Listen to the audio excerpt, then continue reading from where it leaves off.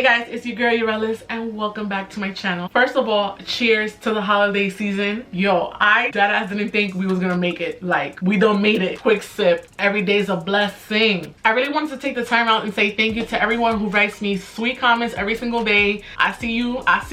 All right, we here, and I'm so grateful for you guys. I'm so grateful for everyone who is subscribed to my channel. So if you aren't already, make sure you hit that subscribe button and that notification bell. That way you know whenever I drop a new video. So for today's video, I'm going to give you styling mistakes to avoid for low porosity hair. Now, I myself have low porosity hair and I've done made some of these mistakes. I'm here to give you the facts. I'm here to put you on. So if you want to know what mistakes to avoid, then please keep on watching. Now, what is low porosity hair and do you identify with that? I got my notes right here. So low porosity hair is hair strands that have a tight cuticle layer that lays flat and tends to repel water. So signs of low porosity hair is if you wet your hair and your hair doesn't seem to get wet right away and it has like little beads of water in it, it doesn't like penetrate through the layer. Another sign is your hair takes so long to dry. That's me. And another sign is that you struggle to moisturize your hair. So how to moisturize and get the best results? I'm gonna put you on. So let's jump into mistake number one. Not clarifying your hair and avoid co-wash. So the reason why you want to use a clarifying shampoo on low porosity hair is because it has a closed cuticle. Therefore, it's hard to get products into the hair. So therefore, if you're using a clarifying shampoo, it will strip all that product and all that buildup. And just using a co-wash is not gonna do that. It's not gonna be as effective.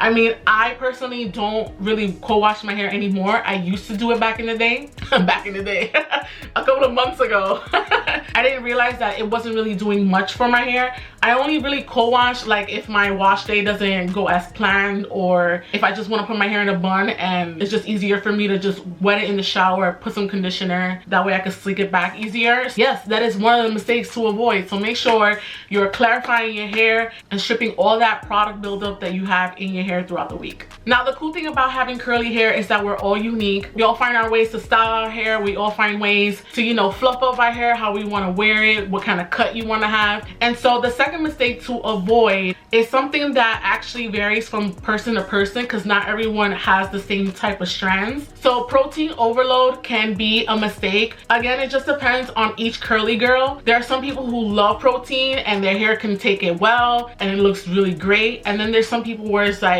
you straight up don't want to put any protein in your hair because it's just way too sensitive. So most of the time, low porosity hair is protein sensitive, and too much of it can cause dryness, frizz, and it can lead to breakage, and you don't want none of that. Because what I said in my other videos, like, bald spots ain't cute. There is such thing as too much though. It's just like in life, you know, everything is a balance. So you want to make sure you balance out all the protein that your hair is taking in every single week. You want to have a well-balanced wash day. So this is just an example. Your shampoo and your conditioner can have protein, but then your styling products can be protein free. That way you have some sort of balance, because at the end of the day, your hair does need protein. I mean, it is of protein. So I don't know how many times I'm gonna say protein, but you guys get it, right? You also want to make sure that your styling products are lightweight and they're not too heavy, which leads me to mistake number 3. Avoid using thick butters and heavy oils. Low porosity hair does not take that in very well. If anything, it will just weigh it down. It will look weird because your hair strands are so tight that it's just not gonna penetrate through. I had definitely made that mistake when I first went natural. I really didn't know anything because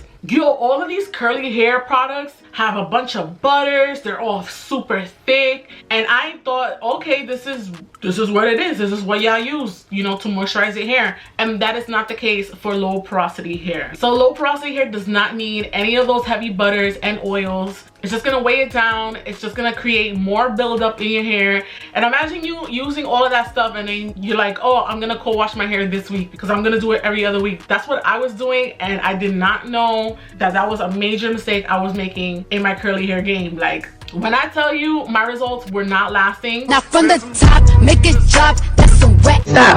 Let me pray for you. Heavenly Father. You want to stick to moisturizing ingredients such as silicones. I know a lot of y'all like, oh, silicones.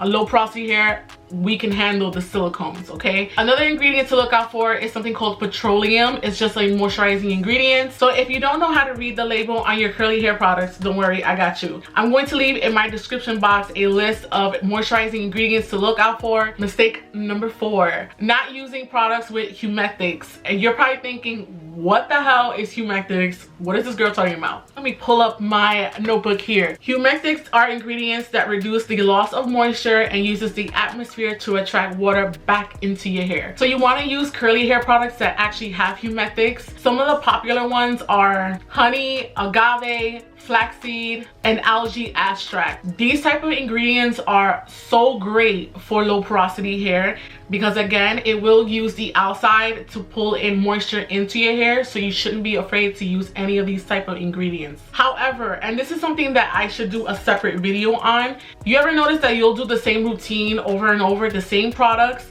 One week it will come out great, the next week it doesn't, and you're like, yo, but I did the same thing, and it's because of the weather. But most of the time when you're using ingredients like this for low porosity hair, it will work out in your favor because again, it has such a tight layer that it doesn't allow moisture in very well. So I will leave a list of humectants to look out for in your products down below. Now mistake number 5, not using heat with your weekly hair mask. I grew up with my aunt and my mom always telling me, listen, if you're gonna do your hair, make sure you always put your treatment on and you apply heat to your hair. So you always want to look out for what your hair needs, whether it's protein or it just needs to get moisturized. Whatever hair mask you want to do, always make sure that you are using heat. So using heat lifts the hair cuticle and it will help penetrate and allow moisture into your hair, which is why it's so beneficial for you to use heat while you're using your hair mask. So definitely take the time out and do this. I know it's so time consuming, it is so hard. It's hard enough these days, okay? It's just like with anything in life. If you want to have a nice body, you want to, you know, be toned and have no, you know, fat flying around, you have to put in the work at the gym. And it's just like with your hair too. If you want to have nice, healthy, beautiful curls,